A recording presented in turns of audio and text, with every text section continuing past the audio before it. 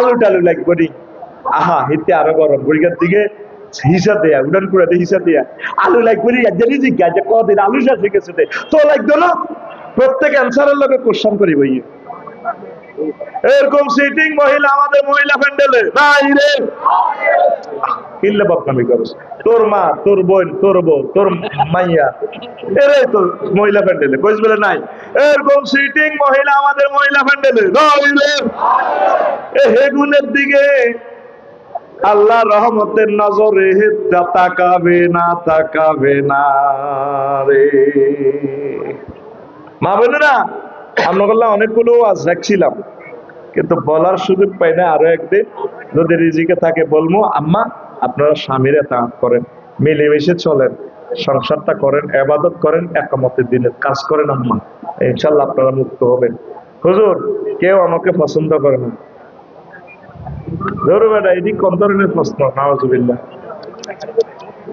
এগুলো কোনো প্রশ্নে আল্লাহুম্মা ইন্নী আউযু বিকা মিন হাযা সুআল। হুজুর ফেব্রুয়ারি মাসের নাটক তো শুরু হয়ে যাচ্ছে, এই কয়েকদিন বাংলাদেশে থাকতাম নাকি মঙ্গল গ্রহে চলে যেতাম? উত্তম পরামর্শ চাই। এই কয়েক মাসে বেশি বেশি আল্লাহ জিকির করবেন, ভালো কাজ করবেন। শুরু হয়ে গেছে যা, মিলেমিশে চলেন, কারো বাড়িঘর ভাঙিয়েন না। সব আমরা মুসলমান ভাই ভাই ভাই ভুল করছে, আমরা আমাদের ভাইদেরকে কোলে টেনে নেবো ইনশাল্লাহ, ঠিক কিনা? তবে বাইরে যাতে আফার কথা যাতে না শোনে, কেমন? নিজের বোনেরা আপা কই কুলে না, এরা আপা কই ইমদাদ করে খুনি রে, ঠিক কিনা?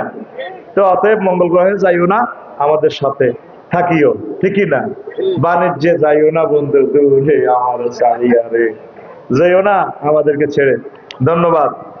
তো এরপরে মুমিন ইস্তেকামাত থাকে, সাহসে সব প্রতিকূল অবস্থা প্রতিহত করে। তুমি যাইবা কেন? প্রিয় হুজুর আসসালামু আলাইকুম, আমি না এই ধরনের প্রশ্ন এগুলা তোরা এগুলা প্রশ্ন করস, আচ্ছা দেখি এটাতে কোনো কিছু আছে কিনা। না হারাইছে, থাক হারাক, অসুবিধা নেই, হেঁটেছে। মেয়েকে অনেক ভালোবাসি, মেয়েও রাজি আমার প্রতি।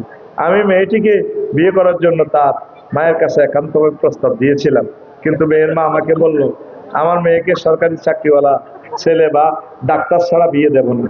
আমি একটা প্রাইভেট কোম্পানিতে চাকরি করি এবং পাশাপাশি একটা ব্যবসাও করি। সবাই যদি সরকারি চাকরি খোঁজে আমরা কই যাব? আপনি মেয়ের মাকে উদ্দেশ্য করে কিছু বলেন। মেয়ের বাড়ি আপনার স্টেজের পাশেই। তবে কি হুজুর সরকারি চাকরি নেই বলে আমি ভালোবাসার মানুষ পাবো না? তুই ভালোবাসতে গেলি কেন? তুই ভালোবাসছস তাইলে তুই কথা কইস, ফের চাইনিজ খাওয়াইছ, কারণ তুই চাইনিজ কুড়েল খাবি, তুই গুণা করলি কেন? এখন যাক, তোর গুণা তো হয়ে গেছে, এটার সলিউশন হচ্ছে তুই তওবা করবি। না থাক, রাখেন, জবাব দিয়ে দিলেন, দিছে।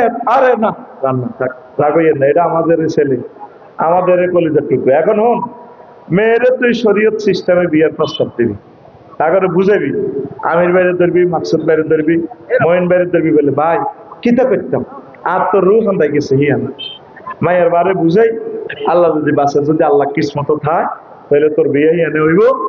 আর যদি বিয়ে না থাকে, আল্লাহর রহমতে আরো কত বিয়ে আছে, 405 কোটি মহিলা আছে, কয়শ? তোর হিয়ান দিকে রুহ হান্দাই গেল, এটার দরকার নাই। আর মেয়ের বাপদেরকে বলবো, ব্যাগ যদি সরকারি চাকরি খোঁজেন তো এই বেকার হল আইগুন যাইব গরম। মোহাম্মদ সাল্লাম এই জন্য বেকার হলার কাছে বিয়ে দিয়েছে, আলী রাদিয়াল্লাহু তাআলা আনহুর কাছে, বিশ্ব সুন্দরী ফাতেমা রাদিয়াল্লাহু তাআলা আনহুর কাছে বিয়ে দিয়েছে। আপনারা বেকার ছেলে এবং প্রাইভেট কোম্পানিতে যারা জব করে তাদের প্রস্তাবটাও বিবেচনা করবেন, আল্লাহ আপনাদেরকে জিতাই দিবে ইনশাআল্লাহ। তবে তোরা একবারে বেকার থাকিস না, কিছু কিছু কাজ কর।